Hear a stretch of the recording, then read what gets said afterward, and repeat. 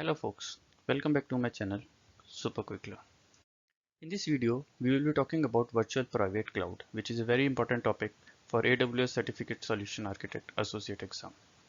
Various VPC related components that we will be covering as part of this video are Virtual Private Cloud, that is VPC, subnets, route tables, network access control list, that is NACLs, NACL, security groups, internet gateway, VPC peering, VPC endpoints, and VPC flow logs. So let's talk about the VPC. So in the AWS world, you can create your own virtual private cloud, which is dedicated to your account, and that is referred as VPC. While creating the VPC, you can specify the IP address range for your VPC and then add subnets, security groups, and configure route tables. Don't worry about these terms. We will discuss all these items in details. Your VPC is configured or confined to only one region in which you create it.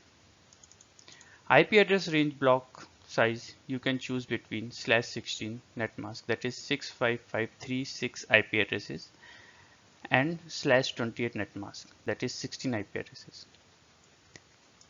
VPC allows you to set tenancy option for the instance launched in it. By default, the tenancy option is shared. If dedicated option is selected, all the instances within it are launched on a dedicated hardware. Overrides the individual instance tenancy setting. Recently, AWS provided the option to extend the IP address range for your VPC.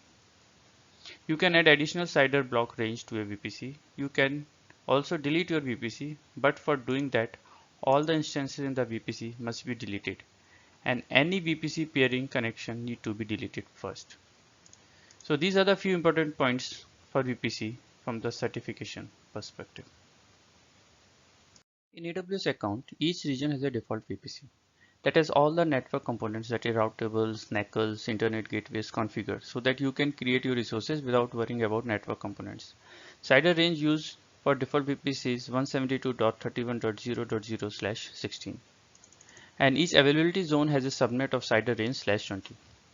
For internet connectivity, internet gateway is attached by default, and it has default network access control list and security groups to allow all the inbound and outbound traffic. For production environment, it is not advisable to use default VPC. You should create your own VPC and provide security through NACLs and security groups as per your requirement. When you create your own VPC, you have to choose the CIDR range as per your requirement. You can create from scratch or using the VPC wizard that have various options like single VPC with public subnet, VPC with public and private subnet, VPC with public and private subnet and site-to-site VPN access, and VPC with only private subnets with site-to-site VPN only connections. While creating a VPC, allocating IPv4 address range is mandatory. And in addition to that, you can allocate IPv6 IP address range also. But all the services doesn't support IPv6 address range yet in AWS.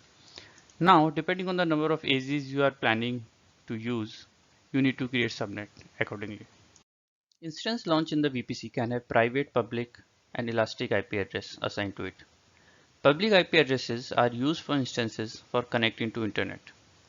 Assignment of public IP depends on the setting of public IP addressing is enabled at subnet level or while creating the instance. It got assigned from the available public IP addresses for AWS and not associated for any account, so it will be released with the instance stopped, restarted, or terminated. Private IP addresses are used for communication within the VPC. All instances while creating have a private IP address and it stays associated with the network interface even if the instance is stopped, restarted, but it got released in case instance is terminated. Another type of IP address is elastic IP address. This is allocated to a VPC and can be deassociated from an instance as per the need. This acts like a public IP address once attached to an instance. There is separate cost associated for using elastic IP address, and that has a quota per account. So we have discussed here what are the different IP addresses available to be associated with the instance created in VPC. Now let's talk about subnet. So once you have your VPC created, you can create subnet, and each subnet can span only one availability zone. Public subnet are those which are associated with internet gateway using route tables. Subnet CIDR range should be subset of the VPC CIDR range and at most same as the VPC CIDR range. In that case, only one subnet can be created inside the VPC. If you are creating multiple subnets, then CIDR range cannot overlap. Subnet is associated with route table that control the traffic. Security in subnet is handled by NACL, that is Network Access Control List, inbound and outbound rules. Out of the IP addresses that are assigned to a subnet, 5 addresses are reserved by AWS.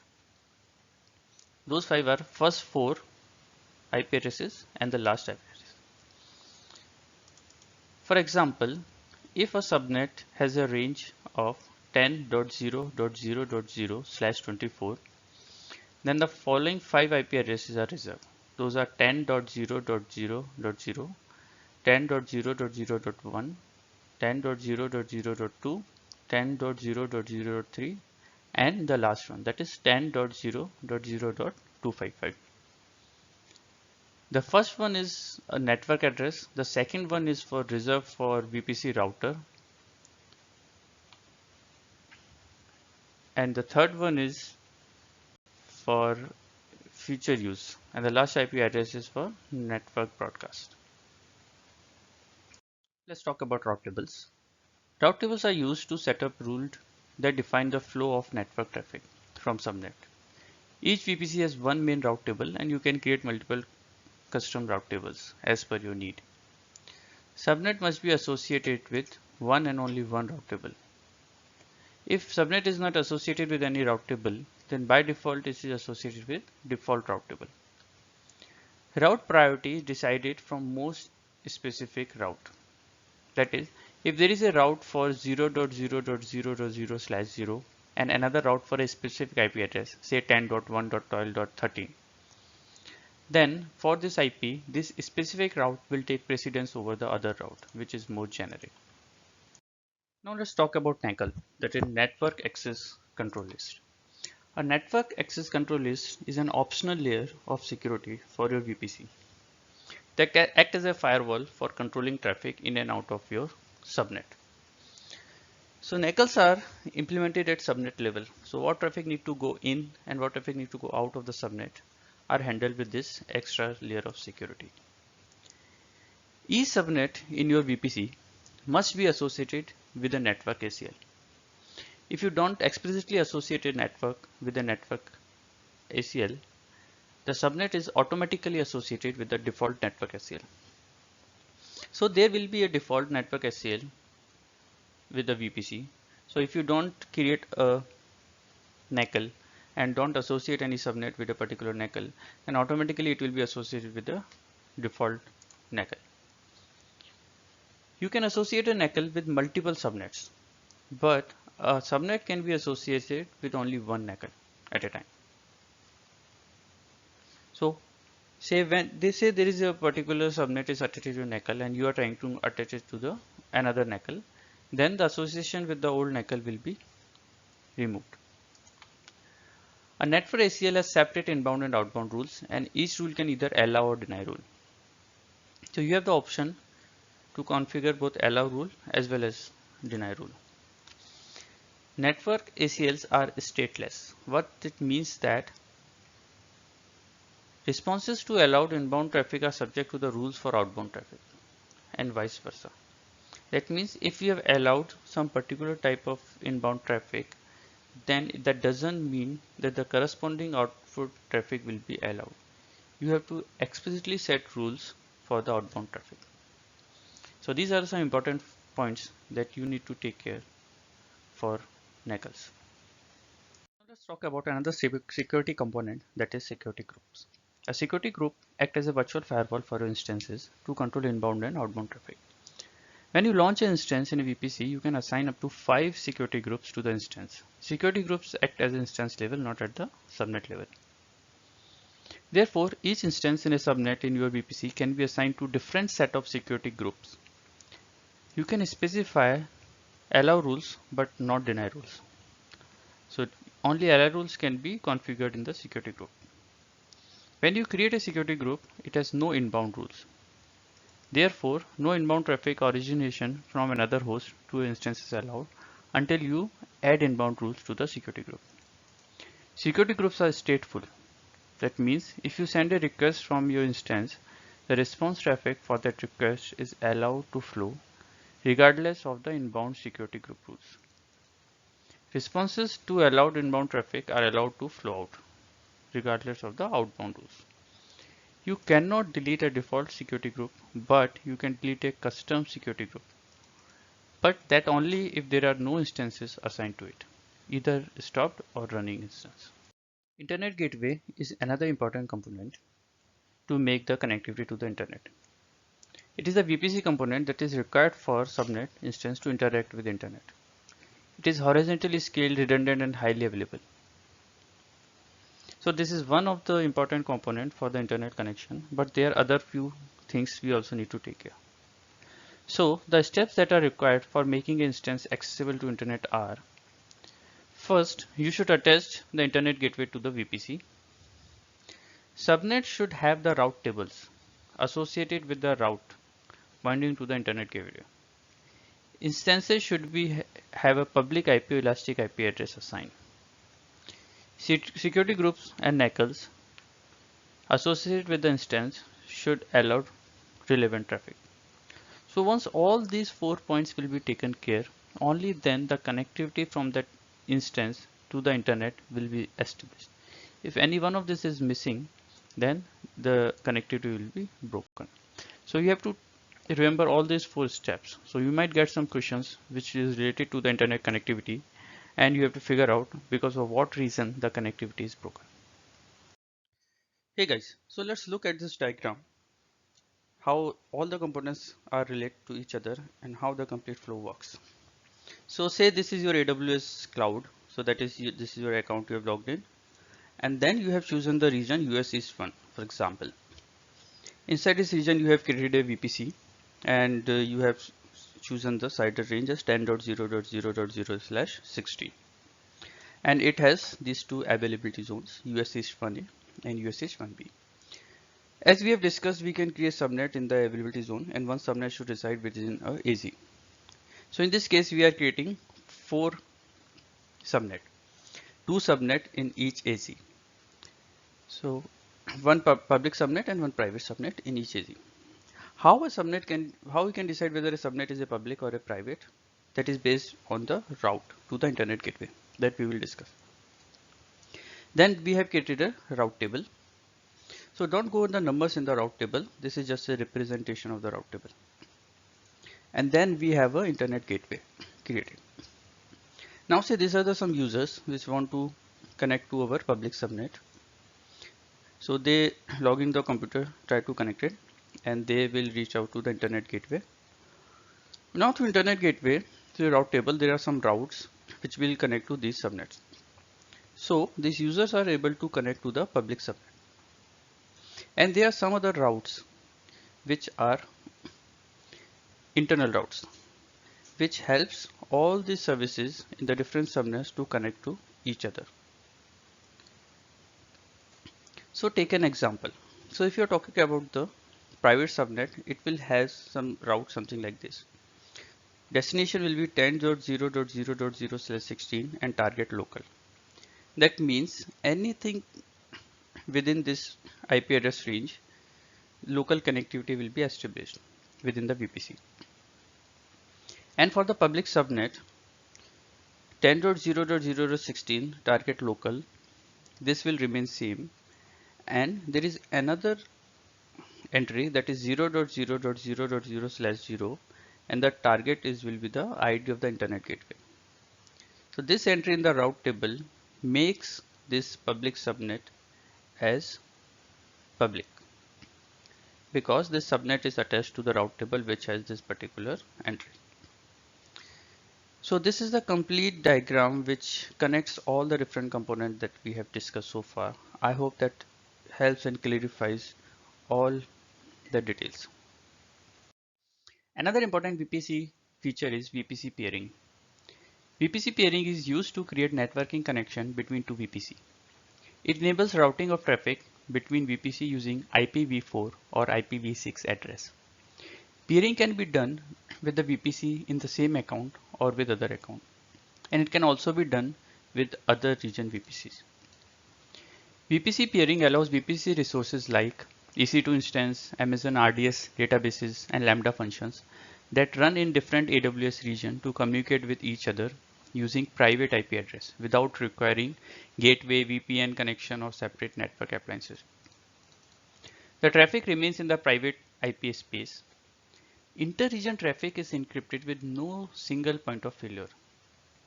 If the VPCs in the VPC peering connection are within the same region, then the charges for transferring data within the VPC peering connection are the same as the charges for transferring data across AZs.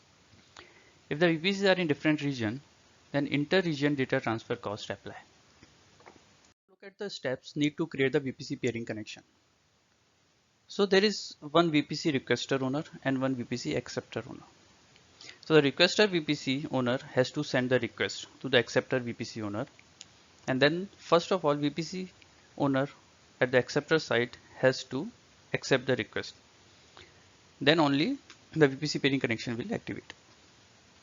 Once the connection is activated, then both the parties, the requester and the acceptor, has to manually add a route to one or more of their route tables that point to the IP address range of the other VPC to enable the routing between the two VPCs. Then at the instance level, they have to enable or update the security group to make sure the traffic from the VPCs are not restricted. So just enabling the VPC peering will not help. After that, you have to manually make changes in your route tables and in the security group to make end-to-end connectivity. When we talk about VPC peering, there are some limitations also. So these limitations you have to keep in mind from the exam perspective also, because you might get a scenario on VPC peering, and on the basis of this limitation you can rule out some options. So first thing is, if two VPCs have an overlapping CIDR range, whether it is IPv4 or IPv6, you cannot create a VPC peering connection between those VPCs. Also, you have a quota on each VPC that how many peering can be done, whether those are active or pending VPC peering connection. Another important point is VPC peering does not support transitive peering relationship. What that means, if VPC A is connected to VPC B from peering and VPC B is connected to VPC C from peering, that doesn't mean that VPC A is also connected to VPC C. If you want to have this peering connectivity between A and C, then you have to establish another VPC peering connection directly between A and C. So it is basically a one-on-one connection. It is not transitive. Also, if between two VPCs you have created a one VPC peering connection, then you cannot create another connection. So two VPCs can have only one VPC connection between them. So these are some common limitations across the VPC peering connection. But if you are creating an inter-region VPC, that means the two VPCs belong to different regions and you are trying to do a VPC peering connection between them. Then in that case, there are some additional limitations come into picture. Those are, you cannot create a security group rule that references a peer VPC security group. And the maximum transmission unit across the VPC peering connection is 1500 bytes. Also, you have to take care to enable DNS resolution support for the VPC peering connection to resolve the private DNS host name of the paired VPC to private IP addresses. So please keep these limitations of VPC peering in mind. This will be very handy when you sit for the exam. Another important feature that VPC provides is VPC endpoints. With the help of VPC endpoints, you can enable to privately connect your VPC to supported AWS services. In that case, traffic between your VPC and the AWS services doesn't leave AWS network. So VPC endpoints supports two types of endpoints: interface endpoints and gateway endpoints. Interface endpoints are ENI based, that is Elastic Network Interface. So is an ENI with private IP address from IP address range of your subnet, that serve as the entry point destined to a supported services. This is powered by the AWS Private Link. Most of the services are supported by the interface gateway. But there are two services, S3 and DynamoDB, which are supported by the gateway endpoint. So gateway endpoint is basically based on the route. In that case, you have to specify a target for a route in your route table for traffic destined to a supported service. That's how you created the gateway endpoint. So interface endpoint is ENI based and gateway endpoint is route based. VPC flow log is a feature that enables you to capture information about the IP traffic going to and from network interfaces in your VPC. Data can be published onto AWS CloudWatch logs or Amazon S3. Flow log data is collected outside of the path of your network traffic, and therefore it does not affect network throughput or latency. You can create it or delete flow logs without any risk of impact to network performance. If you launch more instances into your subnet after you have created a flow log for your subnet or VPC, a new log stream will be created for CloudWatch logs, or a new file object will be created for Amazon S3. Flow logs can help in multiple tasks. It can help you to diagnose overly restrictive security group rules.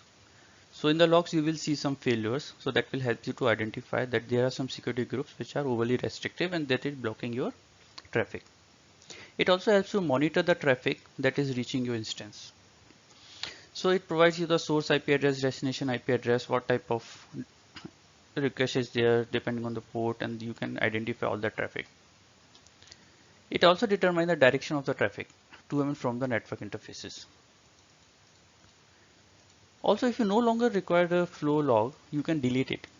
Deleting a flow log disables the flow log service for the resource, and no new flow log records are created or published to CloudWatch or S3. Deleting the flow log does not delete any existing log record. That you have to do it manually. Now let's see the format of the flow log. So for each call or each entry into the VPC, it will get logged in this format. So first you will get the version, then the account ID, interface ID, source address, that is IP address, then destination IP address, then source port, destination port, and what was the protocol used, and how many packets, how many bytes, then start of it, end of it, and what was the action, and what was the status. So if you see this example, some SSH traffic, destination port is 22 for TCP protocol to network interface ENI 1235 and it is 789. In account 1234 ending in 00 was allowed. So you will see the version is 2, then you see the account ID, then you see the interface ID, then it is the source IP address 172.31.16.139, then destination address, then source port is 20641, destination port is 22. 22 signifies it is a SSH traffic. Then how many packets, how many bytes were there, then start and end time, and the action was accept and the log status was okay. So this VPC flow logs is very helpful component that helps you to understand the traffic flowing in and out of your VPC logs. So here our discussion about VPC ends. I hope this will help you with your AWS certification journey. If you think this video helped you with the VPC understanding, then please like the video and subscribe to my channel for more videos for AWS certification preparation. If you have any feedback or looking for covering any particular topic, please comment and I will prepare a video on that topic. Thanks for watching. Bye.